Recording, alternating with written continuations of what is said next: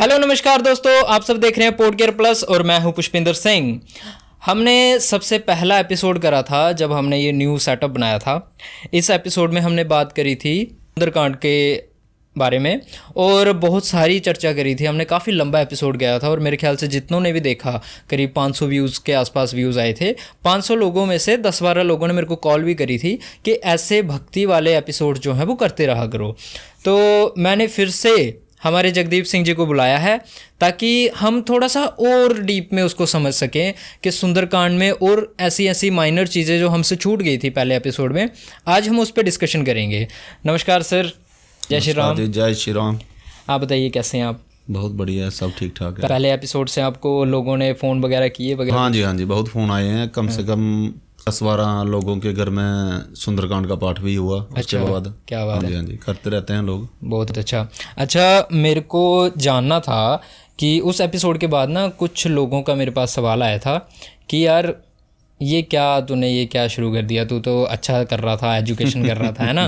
तो कुछ लोगों ने अप्रिशिएट भी किया। लेकिन कुछ जो होते हैं ना माइनर बुद्धि वाले, थोड़ा कम दिमाग लगाने वाले, तो उन्होंने क्वेश्चन पुट किया, आर्ग्यूमेंट करी कि ये माइथोलॉजी है, ये कहानियाँ हैं, इसको ऐसे रियलिटी बताकर मत पेश करो एंड सस्ते माइक ले लिए हैं, कुछ भी बकवास करते रहते हुए ये वो। उनको जवाब थोड़ा सा मैं देना चाहता हूँ आपकी ज़ुबानी। देखो पुष्पिंदर जी, सबसे बड़ी बात यह है कि ऐसे लोगों की बातों के ऊपर ध्यान देने की जरूरत नहीं है। सबसे पहली बात, क्योंकि रामायण में कहा है, जाके प्रिय ना राम बेदेही तजही ताही कोटि बैरी सम यद्यपि परम स्नेही। जिनको भगवान के वचनों पर विश्वास नहीं है, भगवान के श्री चरणों में जिनको श्रद्धा नहीं है, प्रीति नहीं है, उनका जो है उनसे दूरी बना लेनी चाहिए। अच्छा। चाहे चाहे वो आपका कितना भी परम मित्र ही क्यों ना हो। तो इन लोगों की बातों में कोई ध्यान देने की ज़्यादा ज़रूरत नहीं। अच्छा, ये जो आर्ग्यूमेंट करते हैं, लेकिन आर्ग्यूमेंट तो ऐसी होती है ना कि मैं कह रहा हूँ राम है, ये कह रहा राम नहीं है, मैं प्रूफ कर रहा हूँ कि राम की बातें सच हैं, ये कह रहा है कि श्री राम की बातें सच नहीं हैं। आर्ग्यूमेंट ऐसे होती है। अच्छा। मैंने कहा कि श्री राम ने पुल बनाया था श्रीलंका से अनवो, तो उस बंदे ने कहा कि कैसे बंदर जो है वो कैसे इतनी बड़ी बड़ी ईंटें उठाई होंगी।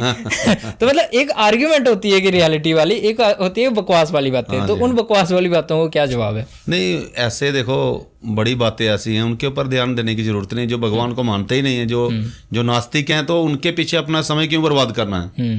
क्योंकि समय मिला है, भगवान ने जब भगवान कृपा करते हैं तो मनुष्य शरीर देते हैं, और ये जो शरीर है, ये जो देह है, ये देव दुर्लभ कहा गया है। ये बड़े भाग्य से मिलती है। तो हमने अपना कीमती समय ऐसे लोगों के पीछे क्यों नष्ट करना है? उससे अच्छा उनसे दूरी बना के रखो। क्योंकि ये जो शरीर है, जो भगवान ने शरीर दिया है, इसे देव दुर्लभ देह कहा गया है। बड़े भाग्य मानुष तन पावा, सुर दुर्लभ सद ग्रंथनी गावा। साधन धाम मोक्ष कर द्वारा, ये साधना करने के लिए मिला है। इसी शरीर में आके हम मोक्ष को प्राप्त कर सकते हैं। इसलिए कहा गया है, साधन धाम मोक्ष कर द्वारा, पाई न जही परलोक सवारा। सो परतर दुख पावही, सिर दुनी दुनी पछताए, काल ही कर्म ही ईश्वरी, मिथ्या दोष लगाए। यही लोग होते हैं जो फिर बाद में जब उधर डंडा परेड होती है ना, तो फिर बोलते हैं यार मेरा तो ऐसे हो गया, मेरा वैसे हो गया, लेकिन भगवान का नाम नहीं लेते हैं। तो बड़ी कृपा करके, जब भगवान बड़ी कृपा करते हैं तो ये शरीर देते हैं मनुष्य जो हमको मिला है। जगदीप जी, अभी आपने देखा होगा कि प्रेमानंद जी महाराज जी का एक नाम बहुत ज़्यादा मशहूर हो रखा है। और नास्तिक लोग भी उनसे जुड़ने लगे हैं, जो कभी ईश्वर के दर पे भी नहीं गए, कभी इन चक्रों में पढ़े भी नहीं, वो भी उनके दर पे जाने लगे हैं। क्योंकि उन्होंने एक चीज़ कही है, नाम जपो, नाम जपो। मुझे मत मानो, भगवान को मत मानो, लेकिन नाम जपो, नाम जपो। तो मैं आपसे जानना चाहता हूँ कि राम बड़े या राम के नाम बड़े? पहले तो प्रेमानंद महाराज जी के चरणों में हम दंडवत प्रणाम करते हैं, क्योंकि प्रेमानंद महाराज जी आज के समय में साक्षात भगवान हैं वो। ठीक है। और दूसरी बात, जो आप बोल रहे हो कि राम बड़े या राम का नाम बड़ा, तो नाम जो है भगवान का नाम, वो भगवान से भी बड़ा है। ये रामायण में इसका, रामचरितमानस में इसमें बताया गया है कि रामचंद्र जी के नाम का प्रभाव ये है कि भगवान के नाम ने करोड़ों लोगों को तार दिया है। भगवान ने तो गिने चुने जटायु जी, शबरी माता, केवट, विभीषण, सुग्रीव, इनको ही भगवान ने वो किया है। बाकी भगवान का नाम बड़ा है। बोलते हैं, कहो कहाँ लगी नाम बढ़ाई, राम न सकी नाम गुण गाई। भगवान श्री राम भी खुद नाम का प्रभाव नहीं बता सकते हैं, नाम इतना बड़ा है। और उसमें रामायण में रामचरितमानस में बताया है, बारी मथे धृत होई भरू, सिकता ते बरु तेल, बिनु हर भजन न भवतर ही जे सदांत पेल। मतलब चाहे पानी में, जो हम अपनी लोकल भाषा में बोलते हैं मदानी, मदानी, ओके, हाँ, उसको घुमा लो, उससे पानी में मदानी फेरने से चाहे घी निकल जाए, असंभव है, ये हो नहीं सकता ऐसे। और भालू फेरने से चाहे तेल निकल जाए, असंभव है, लेकिन ये भी संभव हो जाएगा। लेकिन बिना हरि भजन के भव सागर से आदमी नहीं तर सकता है। तो अगर इस चीज को देखा जाए तो नाम ही बड़ा है। भगवान नाम जो है वो आगे चलता है और नाम ही पीछे चलते हैं। नाम बड़ा है, भगवान छोटे हैं, राम छोटे हैं, राम नाम बड़ा है। क्या बात है। हाँ जी, हाँ। क्योंकि राम नाम ने तो करोड़ों को, अरबों को तार दिया ना। क्या बात है।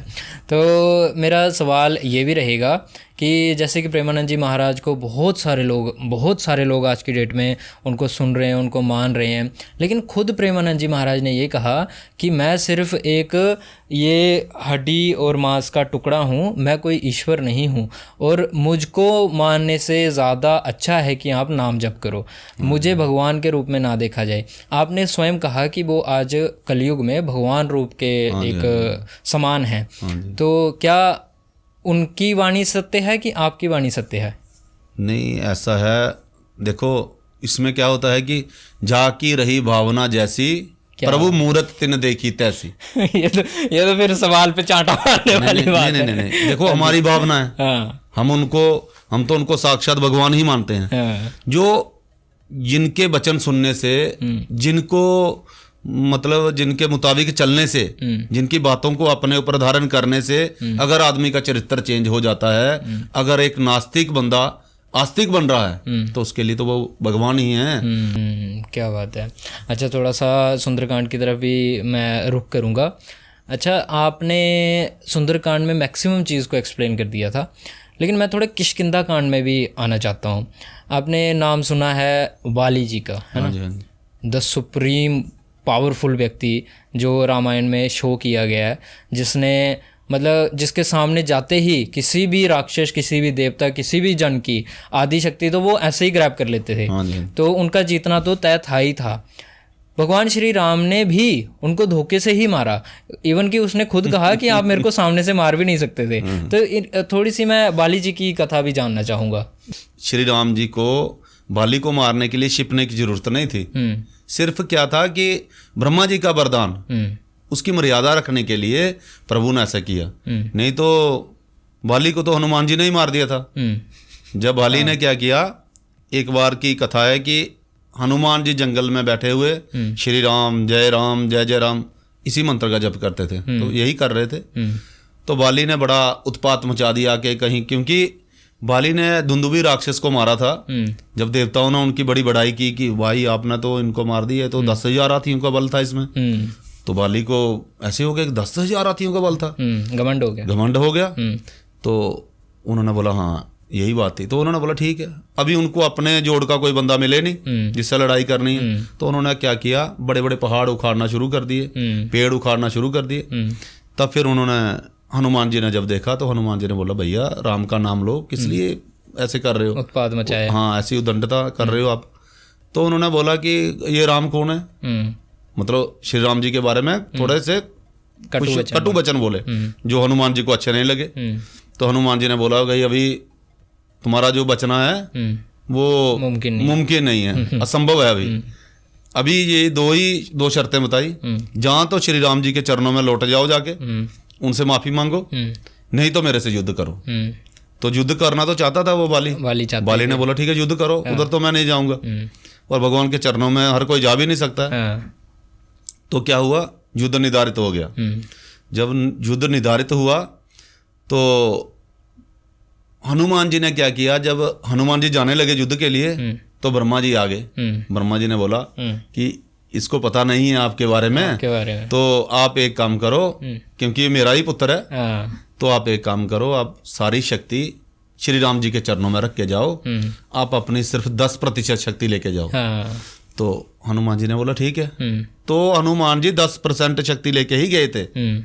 तो जब 10% शक्ति लेके गए, जब इनका युद्ध हुआ तो इसने जैसे ही वाली ने देखा हनुमान जी की तरफ, तो अभी आधा % भी शक्ति अंदर नहीं आई थी। शक्ति खींचना शुरू कर दिया, अभी आधा % भी नहीं आई थी और बाली का शरीर फटना शुरू हो गया था। और बाली को जब जैसे एंजाइटी नहीं होती, एंजाइटी वैसे हो गया, रियलाइजेशन होना स्टार्ट हो गया। तो उसने देखा कि मेरा शरीर फटना शुरू हो गया। तो ब्रह्मा जी ने बोला बेटा मुंडी घुमा ले, इनकी तरफ मत देखो और भागो इधर से, अगर बचना है तो वो तो हनुमान जी मार देते उसको मारने की जरूरत ही नहीं थी। तो रामचंद्र जी को तो कोई शिव के मारने की क्या जरूरत थी, सिर्फ अपने भक्त का जो है वचन की मर्यादा रखने के लिए, जैसे हनुमान जी ने किया था जब इंद्रजीत ने ब्रह्मास्त्र चलाया था। ब्रह्मास्त्र ते ही सांदा कपि मन कीन विचार, जो ना ब्रह्मास्त्र मानो महिमा मिटे अपार। क्या बात है। तो वही बात थी इधर भी, यानी कि प्रभु के नाम से ऊपर और प्रभु से ऊपर आज तक ना कोई हुआ ना कोई है, नहीं कोई है। लेकिन कुछ शरारती तत्व जो हैं वो आज बाली को एक इस तरीके से ब्रॉड रूप में उसकी नहीं देखो मैं आपको बताता हूँ बाली ने क्या किया। बाली की पत्नी का नाम था तारा देवी। और बाली के जो छोटा भाई सुग्रीव थे उनकी पत्नी का नाम था रोमा। बाली ने क्या किया था कि बाली और सुग्रीव का आपस में पहले बहुत प्रेम था, बाद में छोटी सी मिसअंडरस्टैंडिंग हो गई, छोटी सी बात हो गई जिससे उसको लगा कि नहीं, मतलब वो आपने कथा सुनी होगी कि वो गुफा में राक्षस घुस गया। तो लंबी कथा है, मैं आपको शॉर्टकट में बताता हूँ कि वो जब राक्षस एक राक्षस था, मय दानव का पुत्र था मायावी, वो जैसे ही घुसा ना उसमें तो कंदरा में, तो पीछे पीछे बाली भी गया। तो बाली ने अपने भाई को बोला सुग्रीव को कि मेरे को एक पखवाड़ा 15 दिन तक देखना, अगर मैं नहीं आया तो सोच लेना मैं मर गया, पर खेसु मोही एक पखवाड़ा नहीं आवो तब जानसु मारा, तो सोच लेना मैं मर गया। तो सुग्रीव बेचारा उधर 1 महीने तक रहा। सुग्रीव जो है ये श्री राम जी के सामने रो रहा है, बता रहा है मास दिवस तहां रहूं खरारी, निसरी रुदर धार तहां बारी। उस अंदर से खून की धारा निकली और उसने क्या सोचा, बाली हतेसी मोही मारी ही आई, अभी बाली को तो मार दिया, अभी मेरे को मारेगा के। और देखो वो तो 15 दिन के लिए बोला था, ये बेचारा 1 महीने तक रहा। फिर अभी उसने ये सोचा कि बाली ही मरा होगा, क्यों 1 महीना तो बाली के आगे कोई टिकता ही नहीं था। तो उस हिसाब से उसने क्या किया, शिला देके उधर पत्थर की शिला देके घर आ गया। और पहले क्या था कि अभी जब पता चला कि बाली मर गया तो राजा था बाली, जब बाली मर गया तो राजा जो है उसके बिना राज्य चलेगा कैसे। तो वो तो बेचारा विलाप कर रहा था सुग्रीव। उसने बताया प्रभु मंत्रिनपुर देखी बिनु साई, दिन ही मोही राज बरी आई। जबरदस्ती मेरे को राजा बना दिया, मैं बनना नहीं चाहता था। वो तो बेचारा भाई के शौक के कारण वो शौकी था वो, लेकिन इन्होंने क्या किया, जबरदस्ती उसको राजा बना दिया। और उधर काम उल्टा हो गया था, बाली ने मार दिया था उसको। जब बाली घर आया तो बाली ने देखा अच्छा इसलिए मेरे को तो उधर गुफा में बंद करके आ गया कि तू इधर राजा बनना चाहता है। तो थोड़ी मिसअंडरस्टैंडिंग के कारण फिर बाली ने उसको मारा, सुग्रीव को। सुग्रीव को कैसे मारा, जैसे दुश्मन को मारते हैं, बहुत मारा। हाँ, रिपु सम मोही मारसी अति भारी, हर लीनी सर्व सुअर नारी। मेरा सब कुछ ले लिया और मेरी पत्नी को भी ले गया। तो भगवान ने जब बाली को मारा था ना, तो भगवान ने यही कारण बताया था। बाली भी जब देखो ऐसा होता है कि जब बंदा किसी खास संकट में फंस जाता है, तो जब उसको पता है कि मैं अभी इधर से निकल नहीं पा रहा हूँ, फिर वो क्या करता है, अपने लिए एक्सक्यूज ढूंढता है वो। जैसे बाली ने ढूंढा, बाली ने क्या किया, अच्छा फिर बाली की पत्नी ने भी बताया, तारा ने, कि आप ये देखो कि जो सुग्रीव आपकी डर के कारण छिपा हुआ रहता था, वो आज आपके घर के बाहर आके ललकार रहा है आपको। तो जो 2 राजकुमारों से वो मिले हैं सुग्रीव, तो वो खुद नारायण है वो, तो उनकी शरण में आप चले जाओ। तो बाली को तो घमंड है अपनी शक्ति पर, आधी शक्ति तो मैं खींच लूंगा किसी की भी, राम जी की भी खींच लूंगा। तो बाली ने क्या बोला, कह बाली सुनु बीरू प्रिय, बीरू बोलता है डरपोक को, कह बाली सुनु बीरू प्रिय समदर्शी रघुनाथ, जो कदाची मोही मारी तो पुनि होई सनाथ। अगर मेरे को मार भी देंगे तो मेरे को मोक्ष मिल जाएगा, बाली ने ये बोला। तो फिर बाली चला गया। जब चला गया तो फिर भगवान ने छिप के मारा। क्यों मारा छिप के? क्योंकि भगवान चाहते थे कि जो वरदान ब्रह्मा जी ने दिया, ब्रह्मा जी ने भी तो इन्हीं की कृपा से दिया था, तो फिर अपने वरदान को, दिए हुए वरदान को भगवान मिथ्या नहीं करना चाहते थे, इसलिए भगवान ने उसको छिप के मारा। तब जब भगवान ने मारा उसको छिप के, तो बाली ने अपने एक्सक्यूज के लिए क्या बोला? बाली ने बोला, क्योंकि जब बंदा फंस जाता है तो फिर बंदा क्या करता है, कई मनगढ़ंत कहानियां बनाता है। तो उसने बोला, धर्म हेतु अवतार हूं गोसाई, मारही मोही बेयाद की नाई। बेयाद मीन्स शिप के मारना। मारही मोही बेयाद की नाई, मैं बैरी सुग्रीव प्यारा, अवगुण कवन नाथ मोही मारा। प्रभु मेरा क्या दोष था? दोष क्या था? मैं बैरी और सुग्रीव प्यारा, हम दो भाई हैं, लड़ाई हम दोनों भाइयों की थी, तो आप बीच में क्यों आए? और फिर मैं दुश्मन हो गया, वो मेरा दूसरा भाई मित्र हो गया। क्योंकि कोई भी ऐसा काम नहीं है कि बाली ने किया और सुग्रीव ने नहीं किया, बराबर की। हाँ, बचपन से हम दोनों ने एक जैसे ही कर्म किए हैं। फिर वो मैं बिहारी, सुग्रीव मित्र, तो ये कौन, क्या कारण था, मेरे को मारा क्यों, मैंने आपका क्या बिगाड़ा था? फिर भगवान ने बोला, भगवान ने उसको ये सिर्फ एक चीज बताई कि अनुज बधु बगनी सुत नारी, सुनु सठ कन्या समय चारी, इन्हीं कुदृष्टि बिलोकी जो ही, ताही बदे कछु पाप न होई। मतलब अनुज बधु, छोटे भाई की बीवी, बगनी बहन, सुत नारी, पराई औरत, सुत नारी बेटे की पत्नी, अच्छा, और अपनी कन्या, ये चारों एक समान हैं। अगर इनके ऊपर कोई बुरी दृष्टि डालता है तो उसको मारने से कोई पाप नहीं लगता है, इसलिए तेरे को मारा मैंने। और दूसरा एक कारण और बताया भगवान ने, क्या बोला? मूड तो ही अतिशय अभिमाना, नारी सिखावन करसी न काना। तेरे को अभिमान भी बहुत है। तेरी पत्नी ने समझाया था कि वो नारायण है, पर तूने बोला नहीं, कुछ नहीं, देखा जाएगा, इसलिए मारा तेरे को।